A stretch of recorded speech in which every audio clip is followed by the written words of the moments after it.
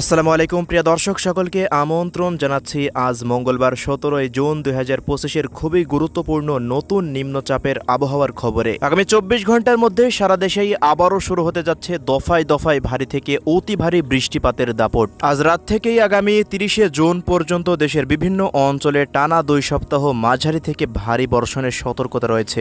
পাশাপাশি একটি নিম্নচাপেরও সম্ভাবনা রয়েছে মাসের শেষ সপ্তাহে। তো প্রিয় দর্শক, আজ এবং আগামীকাল দেশের 8 বিভাগের 64 জেলা সহকারে ভারতের পশ্চিমবঙ্গ, আসাম, মেঘালয় ও ত্রিপুরা রাজ্যের কোন কোন জেলাগুলোতে কি পরিমাণে ঝড় বৃষ্টি হতে পারে কি জানা যাচ্ছে ইউরোপিয়ান আবহাওয়ার পূর্বাভাস মডেল রাডারগুলো থেকে জানিয়ে দিব। সম্পূর্ণ বিস্তারিত ভিডিওটি শেষ পর্যন্ত দেখতে থাকুন। আর কে কোন জেলা থেকে আমাদের এই ভিডিওটি দেখছেন কমেন্ট করে জানিয়ে দিন। প্রতিনিয়ত আবহাওয়ার খবর পেতে অবশ্যই ইউটিউব চ্যানেলটিকে সাবস্ক্রাইব করে রাখুন।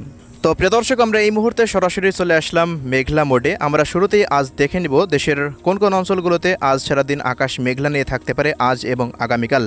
তো এই মুহূর্তের সবশেষ লেটেস্ট আপডেট অনুযায়ী দেখা যাচ্ছে বঙ্গোপসাগরের বুকে একটি সুস্পষ্ট লঘুচাপ তৈরি হয়েছে। সেই লঘুচাপেরই ভারী বৃষ্টিযুক্ত মেঘ দেশের মধ্যে প্রবেশ করেছে। আজ সকালের পর হতে দেখা যাচ্ছে খুলনা, বরিশাল, চট্টগ্রাম এবং দেশের মধ্যাঞ্চলের ঢাকা, এদিকে রাজশাহী, ময়মনসিংহ, সিলেট বিভাগের একাধিক অঞ্চলে এই মুহূর্তে ভারী বৃষ্টিযুক্ত মেঘ তৈরি হতে দেখা যাচ্ছে। আজ রাতের মধ্যে মেঘের যে আনাগোনা এটি আরও বৃদ্ধি পাওয়ার সম্ভাবনা রয়েছে। এই মুহূর্তে ভারতের পশ্চিমবঙ্গেরও প্রত্যেকটা অঞ্চলের আকাশ আজ সকালের পর হতে সন্ধ্যা পর্যন্ত সারাদিনই মেঘলা থেকে মেঘাচ্ছন্ন হয়ে থাকতে পারে এবং বিকেলের পর হতেও নতুন নতুন মেঘ তৈরি হওয়ার সম্ভাবনা রয়েছে। দেখুন, আজকে সারাদিনই মূলত আকাশ মেঘলা নিয়ে থাকতে পারে। 2-1 অঞ্চলে কিছুটা হালকা রোদের দেখা মেলার সম্ভাবনা রয়েছে। 18 তারিখেও দেখা যাচ্ছে দেশের অধিকাংশ জেলার আকাশ পুরোপুরি মেঘলা থেকে মেঘাচ্ছন্ন হয়ে থাকতে পারে সারাদিন। তবে রাতের বেলায় খুলনা ও বরিশাল বিভাগের কিছু কিছু অঞ্চলে আকাশে মেঘ কেটে যাওয়ার সম্ভাবনা রয়েছে। এছাড়া প্রিয় দর্শক, 19 তারিখের পর হতে দেখা যাচ্ছে দেশের প্রায় 8 বিভাগের 64 জেলা, আসাম, মেঘালয়, ত্রিপুরা রাজ্যের অধিকাংশ জেলাতেই সারাদিনই আকাশ মেঘলা নিয়ে থাকতে পারে। তো ওই মুহূর্তে রোদের কাজ করতে অসুবিধা হওয়ার সম্ভাবনা রয়েছে। রোদের দেখা মেলার সম্ভাবনা খুবই কম থাকবে। সারাদিনই আগামী 20 তারিখের পর হতে 24 তারিখ পর্যন্ত এই কদিন টানা ভারী আকাশে মেঘের আনাগোনা থাকবে। সামান্য কিছুটা রোদের দেখা মিললেও ভারী বৃষ্টিযুক্ত মেঘ প্রবেশ করতে পারে। একটা নিম্নচাপ আসছে, ওই নিম্নচাপের হাত ধরে। তো প্রিয় দর্শক, এই ছিল মেঘলা মোডের পরিস্থিতি। আমরা এই পর্যায়ে চলে আসলাম বৃষ্টিবাহী মোডে। তো দেখে নেব আজ কোন কোন অঞ্চলগুলোতে ঝড় বৃষ্টি হতে পারে। তো দেখা যাচ্ছে আজ মঙ্গলবার বরিশাল বিভাগের জেলাগুলির ওপর দিয়ে মাঝারি মানের বিক্ষিপ্ত ভারী বৃষ্টিপাত হতে পারে। বরিশাল, পিরোজপুর, ঝালকাঠি, বরগুনা, পটুয়াখালী, ভোলা জেলার বিভিন্ন জায়গার ওপর দিয়েই এই বৃষ্টিপাত অতিক্রম করার সম্ভাবনা দেখা যাচ্ছে। অন্যদিকে যদি আমরা চট্টগ্রাম বিভাগের আবহাওয়া পরিস্থিতিতে লক্ষ্য করি তো দেখা যাচ্ছে ব্রাহ্মণবাড়িয়া, কুমিল্লা, লক্ষ্মীপুর, চাঁদপুর, ফেনী, নোয়াখালী এই অঞ্চলগুলোর আশেপাশ সহকারে বিভিন্ন জায়গাতে বিক্ষিপ্ত বৃষ্টিপাত হওয়ার সম্ভাবনা রয়েছে। পাশাপাশি চট্টগ্রাম শহর এবং এদিকে রাঙামাটি, খাগড়াছড়ি, বান্দরবান, কক্সবাজার, মহেশখালী, টেকনাফ, সেন্ট মার্টিন অঞ্চলগুলোতেও ভারী বৃষ্টিপাত হতে পারে নিম্নচাপের প্রভাবে। এছাড়া প্রিয় দর্শক, পরবর্তী সময়ে খুলনা বিভাগেরও সাতক্ষীরা, মংলা, বাগেরহাট এই অঞ্চলগুলো ধরেও কিছুটা বিচ্ছিন্নভাবে বিক্ষিপ্ত বৃষ্টিপাত হতে পারে। তবে ভারতের পশ্চিমবঙ্গের দিকে ভারী বর্ষণের সতর্কতা থাকছে।